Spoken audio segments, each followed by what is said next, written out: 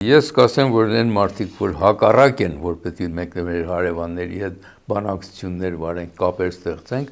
նրանք են մեր թշնամին, որտեղ ուզում են Հայաստանը ոչնչացնել։ Այսինքն ընդդիմությունը մեր թշնամին։ Ընդդիմությունը այսօր նրանց հայտարարությունները հենց այս Գյոքչայի անվանը մեծացնելը, բազմաթիվ ժողովրդի բերանը գցելը, այդ ինչի նշանակ, ինչ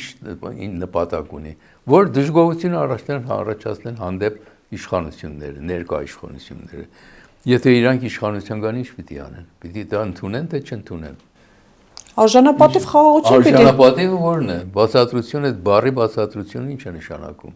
Արժանապատիվ ինչ է։ Գերիների հարց պիտի բարձրաձայնեն, արցախցիների հարցը։ Բոլոր տեղերը ամեն տեղը բարձրացվում են։ Հիմա տեղ կհասնենք, երբ կհասնենք տեղ, չգիտեմ, բայց բարձրացվում են ամեն տեղը։ Արժանապատիվ, եթե ուզում եք ուժով անեք այդ գործը, արդեն պատերազմ կլինի, աշխարհախաղաղություն չի լինի դա։ Այսօրվա տեսեք, այսօր Ուկրաինան, Ռուսաստանը պատերազմի մեջ են, ժամանակին Ռուսաստան ուներ հսկայական թվով դաշնակիցներ։ Այսօր Ռուսաստանին մնացել մեկ հատ դաշնակից, դա Հյուսիսային Կորեան է։